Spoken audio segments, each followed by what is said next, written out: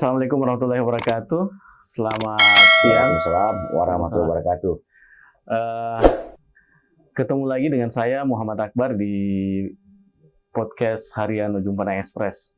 Podcast yang kita siarkan lewat channel YouTube upex.co.id melalui Spotify. Anda bisa dengarkan di Spotify dan akan kita olah menjadi berita di harian Ujung Pandang Express dan portal upex.co.id. Hari ini kami sangat beruntung kehadiran tamu yang sangat istimewa. Beliau adalah Ketua Hanura Sulsel, Partai Hati Nurani Rakyat Sulsel. Assalamualaikum Pak, selamat sore. Dewan Pimpinan Daerah Dewan Pimpinan Daerah Partai Hanura Provinsi Sulawesi Selatan. Provinsi Sulawesi Selatan. Bapak Kolonel Purnawirawan TNI Amsal Insinyur Amsal Sampetonda. MSc. Wah, lengkap. Iya, apa kabar nih, Pak? Ya, alhamdulillah sehat, Pak. Sehat, Pak. Sehat, semakin ceria. Oh, ceria terus. Sehat. Bagaimana perkembangan Hanura saat ini? Kalau perkembangan Hanura saat ini yang ditanyakan, ya. Jangankan saat ini, saat kemarin sudah running terus. Running terus. Sampai hari ini dan hari esok yang penuh harapan. Penuh harapan, luar biasa. Bagaimana menghadapi pemilu legislatif ke depan yang tidak lama lagi sebenarnya, Pak, 2024. Bagaimana kesiapan Partai Hanura, utamanya di Provinsi Sulsel, menghadapi itu? Jadi gini, kemarin laporan dari DPP setelah menyerahkan berkas verifikasi ke KPU Pusat, Hanura dinyatakan 100%. Seluruhnya, mulai dari tingkat pusat sampai ke PAC, sampai kelurahan. Sehingga itulah yang membuat motivasi Partai Hanura loh. Tidak seluruhnya partai bisa seperti Partai Hanura. Dari 24 partai itu masih ada yang belum membuat suatu koreksi atau pembetulan dari perintah-perintah petunjuk sesuai dengan persyaratan sipol yang dikeluarkan oleh KPU. Nah, untuk berbicara masalah itu setelah dinyatakan sudah lolos verifikasi, masih ada faktual. Tapi faktual itu sepertinya sudah ada masalah. Sudah tidak masalah, ya. Jadi kalau ditanyakan tadi, ya sudah betul-betul kami sudah mempersiapkan untuk tampil setelah dinyatakan lolos verifikasi. Ini yang mendasari. Kalau begitu saat ini mungkin sudah ada ancang-ancang target ke depannya nih, Pak, untuk perolehan suara di Sulawesi Selatan. Jadi perolehan suara target dari Partai Hanura, setiap kabupaten targetnya itu ya kita tidak sebelum muluk, tapi minimal ada satu fraksi atau pimpinan dewan di setiap kabupaten kota. Kemudian provinsi, itu ada target juga minimal satu fraksi saja. Kita sudah sebelum muluk karena berandai terlalu besar, tapi yang jelas. Atau minimal mengembalikan marwah-marwah yang dimiliki Partai Hanura sebelumnya. Sebelumnya ada 7 kursi. DPRD Sulsel. DPRD Provinsi Sulsel, saya sekarang tinggal 1, itu saya kembalikan. Kemudian untuk DPR RI, tentunya kita kan mengembalikan. Karena kemarin juga ada dari DPR RI, dari Sulsel ada. Beberapa, ada 2 dapil yang diisi oleh yang mendudukkan kesenayan dari Hanura. Dari 3 dapil. Dari 3 dapil. Dapil-dapil mana yang potensial untuk ini potensial yang akan urutan pertama yang kayaknya akan push adalah dapil 3 dulu. Dapil 3. Karena kadernya sudah jelas, sudah ada, mungkin sudah hampir cukup. Tinggal 30% keterwakilan yang kita masih mau cari. Kemudian dapil 1 Makassar sampai Selayar. Itu pun juga tentunya ini kan Pak Oso orang Takalar. Sungguh tidak elok kalau di kampung halamannya tidak ada juga lolos 1 gitu loh Pak. Kan itu indikator dan parameter itu partai selaku ketum. Jadi itu kalau dapil 2 itu yang kita masih berpikir karena itu mungkin dapil neraka kali itu. Sedangkan mantan gubernur kemarin tewas juga ya. Lanjut. Sementara itu. Kalau untuk karena di pusat bagaimana Pak targetnya? DPP. Iya. DPP itu kalau DPP. Ya, karena kami tidak punya kursi di Senayan sekarang. Iya. Tidak lolos parlemen threshold kemarin. Ada 18, itu kan parlemen threshold harus minimal 24 kursi. Nah, itu diakibatkan ini kan sudah lolos dari kisru antara Pak Wiranto dengan Pak Oso pada saat itu, sehingga berimbas ke bawah. Nah, sekarang sudah mulus Pak Oso untuk menjalankan roda kepemimpinannya di DPP. Ya, kayaknya sudah siap sekali. Oh, siap banget. Disusulkan dari 7 kursi menjadi satu kursi. Nah, ini tugas yang cukup berat sekali buat saya. Mungkin sudah ada langkah-langkahnya untuk merebut kembali. Oh, sudah. 7.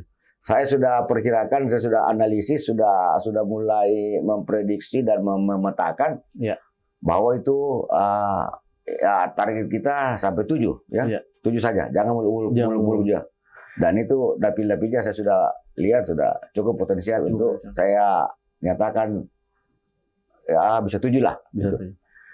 Berarti sudah ada figur-figur yang sudah ada figur sudah. Ini proses pencalonan legislatif di Hanura sendiri, di Sulsel sendiri, apakah dia sistem kaderisasi ataukah melakukan rekrut tokoh-tokoh atau gimana?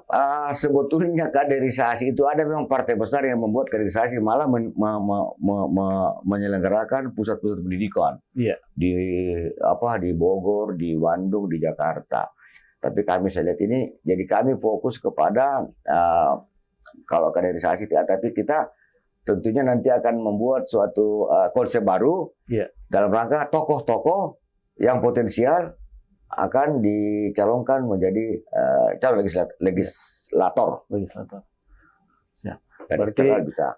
Sudah ada tokoh-tokoh yang diincar nih. Oh, sudah ada, sudah cukup. Dari semua kalangan nih Pak. Off the record itu.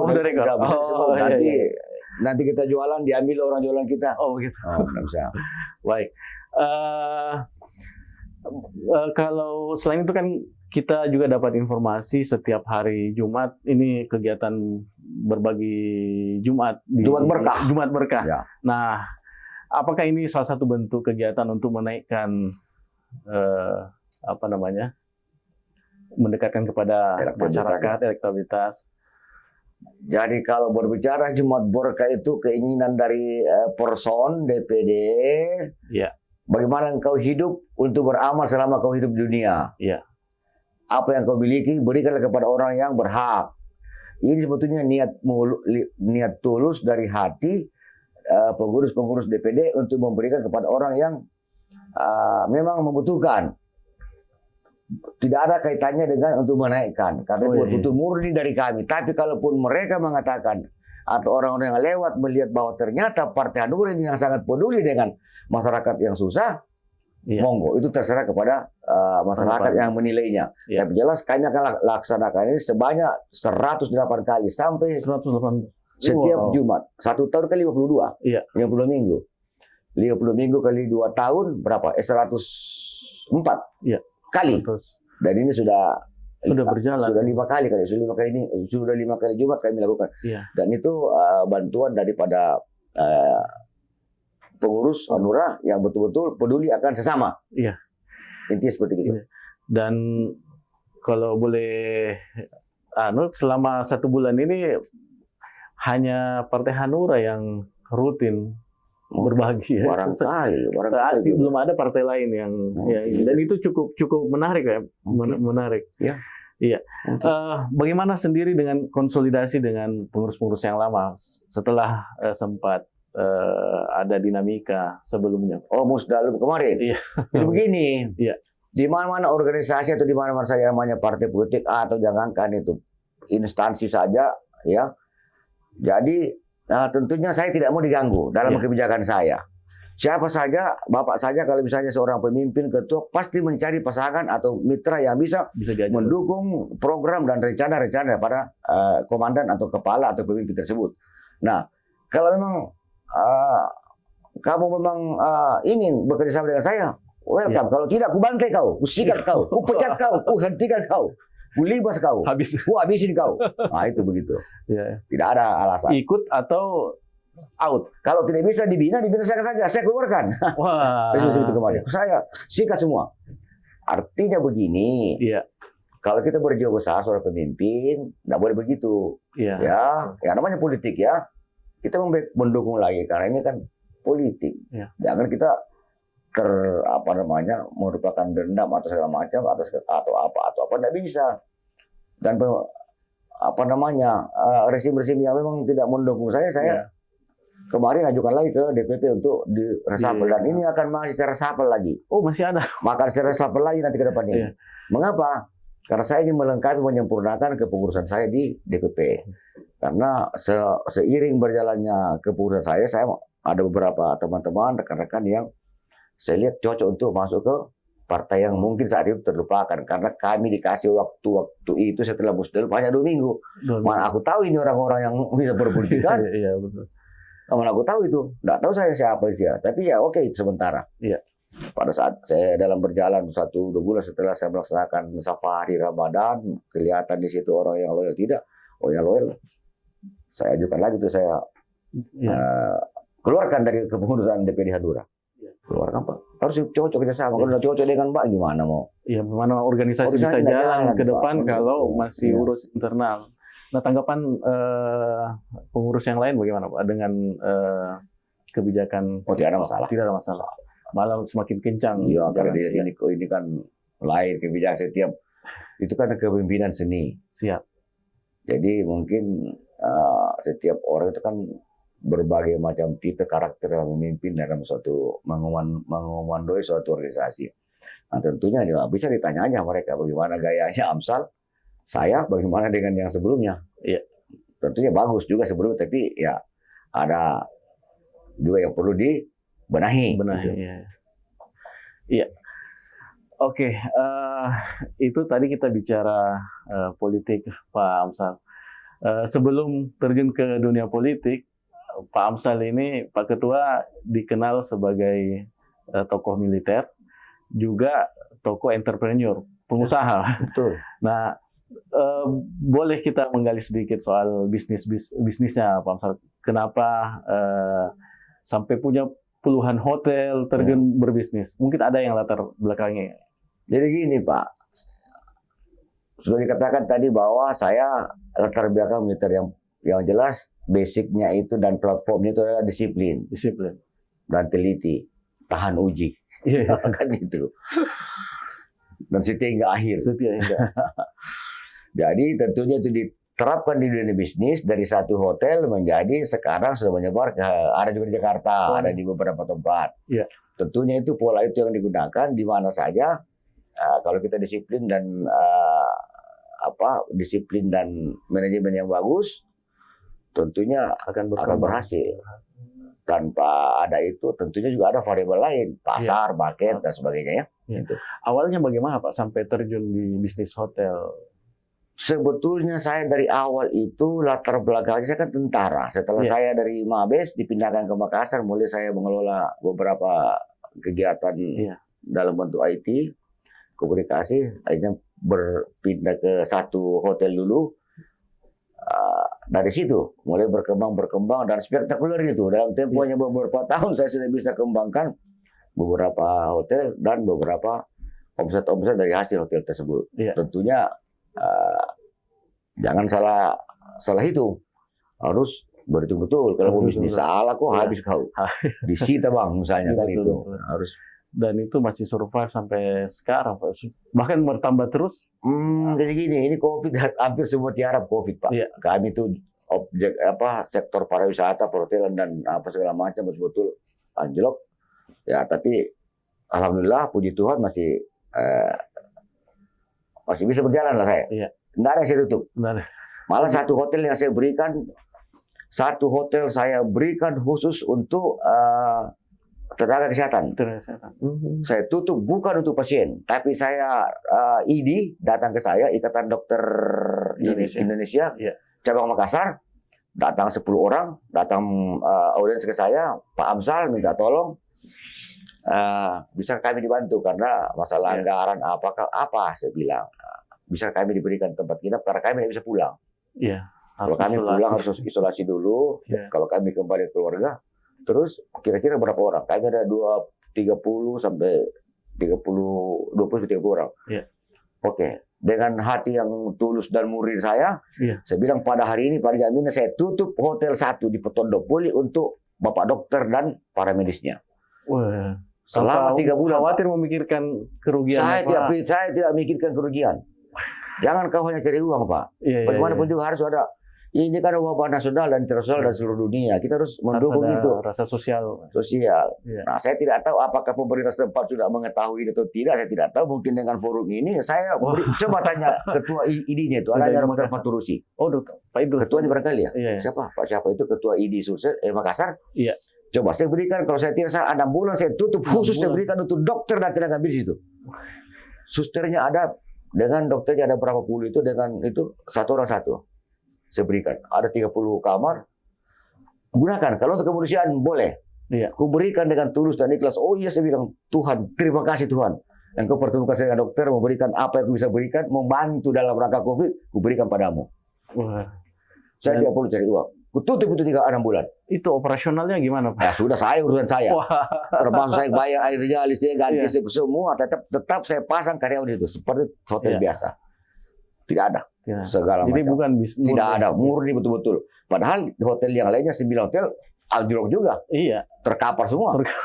Itu banyak hotel tutup. Tapi mungkin berkahnya dari situ Pak sehingga yang lain itu tetap survive mungkin yang 9 itu. Anjlok betul. Jadi dana-dana yang saya simpan itu untuk jadi bayar utang, operasional ada kebetulan saya ada safety memang.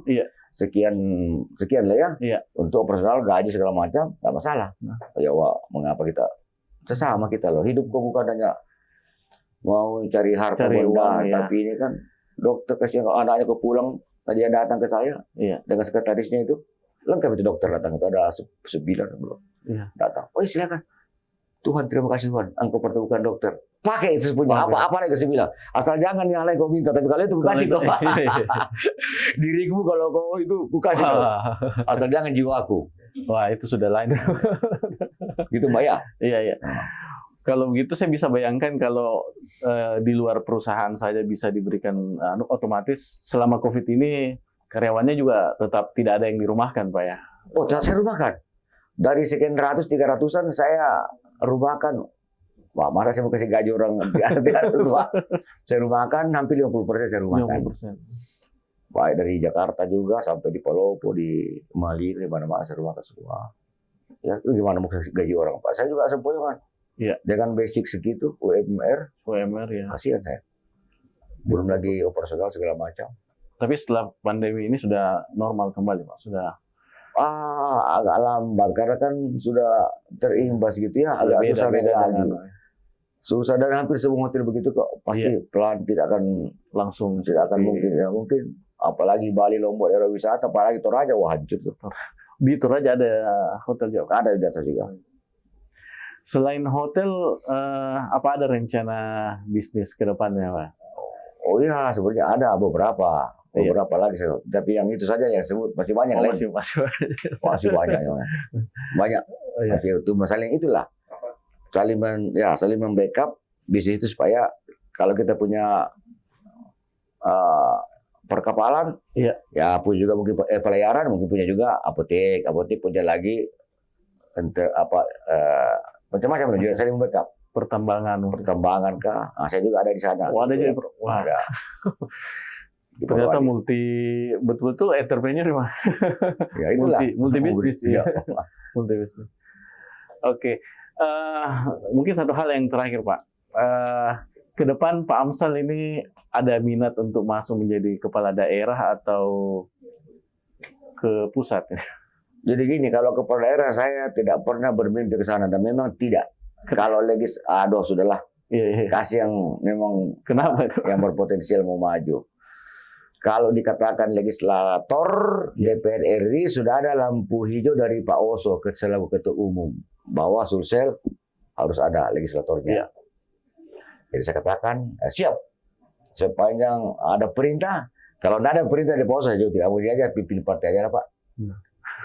Sudah capek itu saya di militer mau pensiun mau enak-enak ternyata dimasuk partai pusing kepala dibikin. Bohong itu ketua tidak pusing kepalanya itu. Coba tanya-tanya apalagi kalau bermasalah macam ketua-ketua tuh. Pusing kepalanya itu Pak, tidak tiup kemana itu. Coba lihat yang partai-partai ada konflik, aduh pusing itu. Saya pikir mau enak ternyata Ternyata. Tapi ya itu tantangan yang harus saya hadapi dan saya lawan dan saya harus selesaikan. Tidak ada alasan. Dan mungkin itu basic tadi militer menjadi kekuatan tak tersendiri memimpin partai itu. Tidak ada. Saya lah. Tantangan itu enak. Bagus. Tapi perlahan-lahan ini ya DPC saya sudah mulai dan pengurus sudah mulai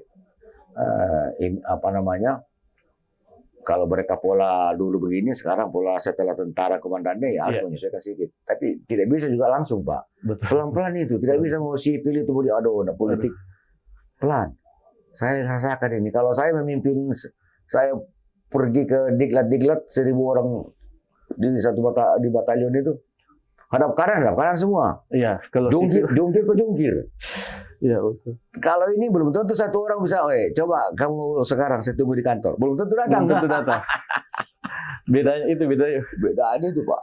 Dan itu harus beradaptasi dengan beradaptasi. Ya. Kita secara perlahan tapi pasti tidak bisa juga mau. Karena saya kan kebetulan latar belakang dari kampus. Dari teknik, geologi Unhas. Ya. Jadi ya bukan tentara murni, bukan dari semua tentara, bukan. Tapi memang kita sudah kampus, aktivis juga dulu. Aktivis. Jadi bisa. Wah, serba lengkap ini. Background ini. Lengkap banget. Iya. Akmil. Iya, oke. Menutup perbincangan kita, Pak Ketua, mungkin ada pesan yang bisa disampaikan kepada para penonton, pembaca, dan pendengar kita yang bisa menjadi penyemangat untuk baik berorganisasi, berpartai, atau berbisnis. Bisa menjadi acuan. Silakan, Pak. Jadi gini, kalau dikatakan berpartai ya, tentunya tidak jauh daripada politik. Iya. Jadi marilah kita berpolitik yang santun, jangan saling menciderai di antara internal ataupun eksternal. Itu saja intinya. Karena politik itu indah apabila diperindah. Itu perlu dilihat. Tapi kalau kita turusakai, kita rusak, akan rusak juga ke bawah itu. Jadi setelah saya pelajari, ya kita bawa kepada dia. Tergantung kepewayan seorang komandannya, pemimpinnya itu. Jadi sekali lagi bahwa mari kita berpolitik yang santun, sesuai dengan budaya kita. Ya. Tidak terlepas daripada platform kita Pancasila kan. Kemudian bisnis. Ya tentunya ini bisnis ini susah gampang ini. Iya. Dan saya tidak pernah setuju kalau orang mau berbisnis mau dikatakan tidak ada modal. Bohong itu, salah. Salah itu. Salah. Iya. Ini tips kayaknya. Tidak ada itu. Kalau orang bilang saya tidak punya modal, bohong, dan itu lebih kau pulang tidur. Ya. Saya saja tidak ada modal dan nol. Seorang tentara mau diambil. Tapi kau bisa. Tentunya itu tadi bahwa kamu harus jangan gengsi. Jual sayur dulu, jual bakso, jangan jual apa saja di pinggir jalan lama-lama kan seperti gitu. Coba lihat orang sukses semua. Dulu tukang jual rokok, tukang bakso, coba lihat. Ya. Belajar nggak dari semua orang kaya di Indonesia itu? Ya. Coba pelajari. Tidak ada itu jadi buruh semua dulu. Coba lihat, tanya. Iya, betul tuh. Tidak ada gengsi, tapi tentu tekad dan niat dan didasari dengan kejujuran dulu. Tapi jangan lupa Tuhanmu juga. Ya berikanlah yang hak-haknya berikan. Jangan juga semua gitu. Jangan kau sudah itu intinya seperti itu. Saya tidak setuju kalau orang bilang tidak ada modal ya. Salah itu. Ya kau modal, jangan kau langsung jual pedagang pesawat terbang. Iya. Pesawat mobil Hummer, pesawat Mercedes-Benz. Jadi saya dulu bekerja di Jakarta. Iya. Wih, berat loh, aja saya tidak usah ngomong. Waktu saya masih letnan. Iya. Oh, saya di Comberan di Sungai Ciliwung sana. Oh iya, bekerja tuh sampah-sampah dikasih naik saya bawa. Oh iya. Jangan gitu. Dan itu sudah letnan waktu itu. Oh, udah pura saya. Mengapa gengsi? Sekali merantau di kampungnya orang, harus berhasil pulang dong. Iya. Begitu. Masanya dia datang tak berhasil. Kita juga ke kampungnya orang, kita harus berhasil. Seperti gitu ya. Jangan ada minder juga, jangan. Itulah kita orang di sini biasanya itu gengsi. Iya. Tidak perlu gengsi kau.